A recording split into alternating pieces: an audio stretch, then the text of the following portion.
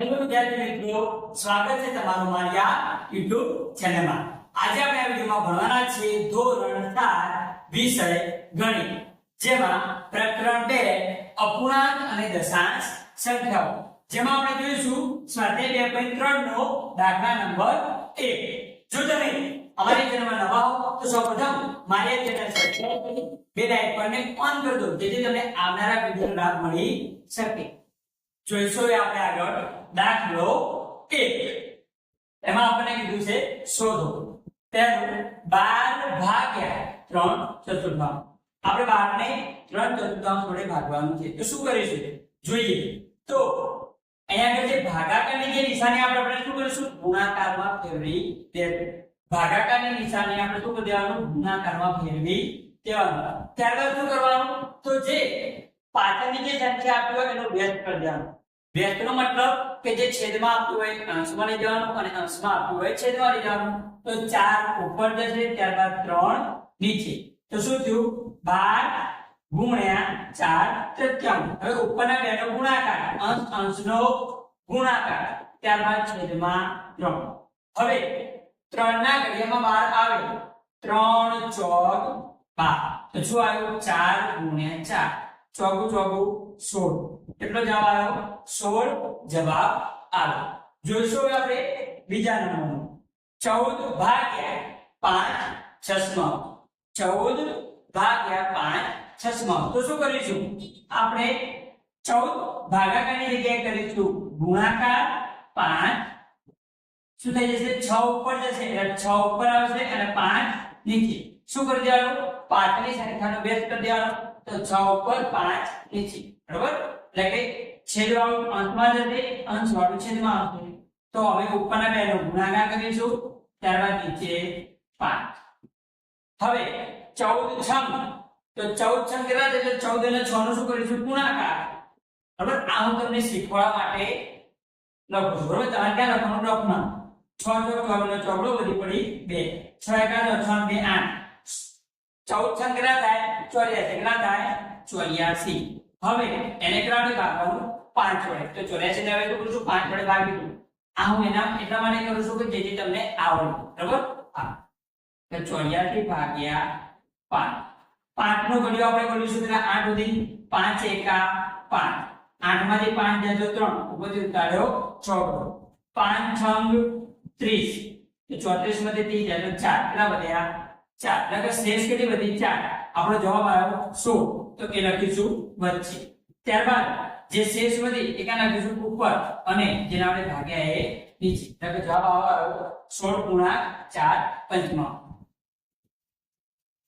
હવે જોઈશું આપણે ત્રીજા નંબરનું 8 ભાગ્યા 7 તૃતીયાંશ। આપણે આટલા સુધી રાખીએ જવાબ તો બી ચાલી જાય।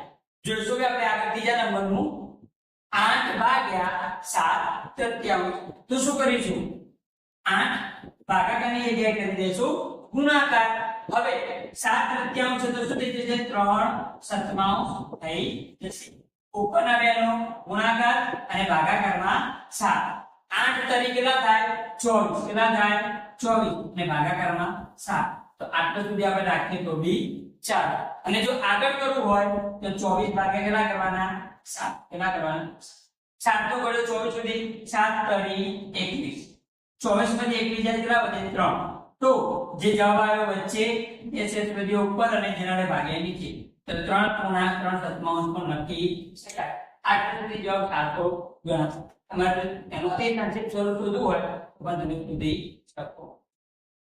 જોઈશું આપણે આગળ ચોથા નંબરનું 4 ભાગ્યા 8 તૃતીયાંશ, તો શું કરીશું 4 ભાગાકારની જગ્યાએ ગુણાકાર, 3 ઉપર અને 8 નીચે, ઉપરના બેનો ગુણાકાર, 8 ક્યાં આવશે ભાગાકારમાં અંશ। હવે 4 ના ઘડિયામાં 2 8 આવે એટલે 4 દુ 8, 4 ના ઘડિયામાં કેટલા આવે 8, તો 4 દુ કેટલા કરીશું 8, તો આપણે ઉડાડીને 2 લખ્યા, ઉપર વધ્યા 3 અને નીચે વધ્યા 2, જવાબ કેટલો આવ્યો 3 દૂતીયાંશ જવાબ આવ્યો।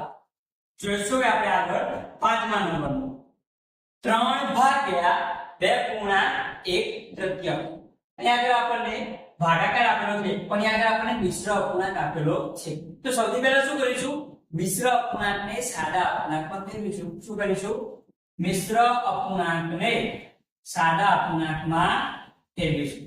મિશ્ર અપૂર્ણાંકને સાદા અપૂર્ણાંકમાં ફેરવતા. તો જોઈએ મિશ્ર અપૂર્ણાંકને સાદા અપૂર્ણાંકમાં કેવી રીતે ફેરવવાનું?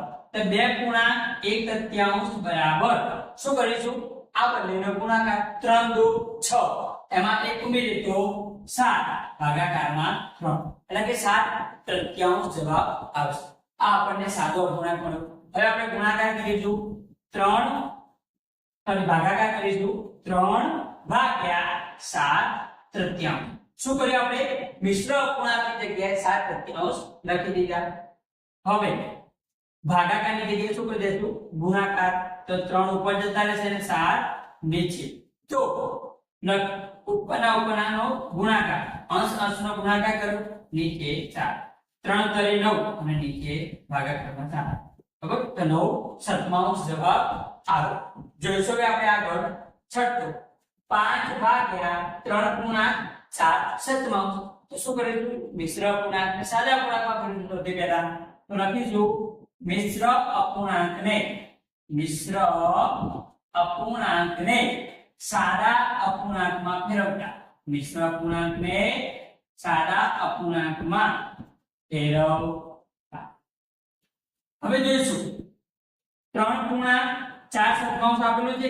આને આપણે શું કરીશું? સાદા અપૂર્ણાંકમાં ફેરવીએ. તો આ બેનો ગુણાકાર 7 તરી 21 એમાં 4 ઉમેરીએ તો 25 ભાગ્યા 7 આવો.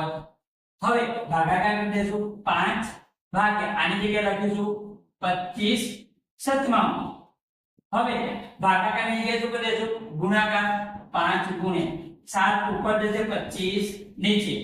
ઉપરના બેનો ગુણાકાર ભાગાકારમાં 25. પાયો 25 ઉડાડી દઈશું તો વધ્યું શું? 7/5. તો જવાબ આવ્યો 7/5. તો આ રીતે આપણે સ્વાધ્યાય 2.3 નું દાખલા નંબર 1 નું સંપૂર્ણ સોલ્યુશન જોયું. જો તમને વિડિયો ગમ્યો હોય તો વિડિયોને લાઈક કરો, આ વિડિયો તમારા મિત્રોને શેર કરો અને મારી ચેનલને સબસ્ક્રાઇબ કરી બેલ આઇકોન ઓન કરી દો, જેથી તમને આવનારા વિડિયોની નોટિફિકેશન મળી રહે. અને વિડિયો કેવો લાગ્યો તે વિશે એક કોમેન્ટ જરૂર કરજો. ધન્યવાદ.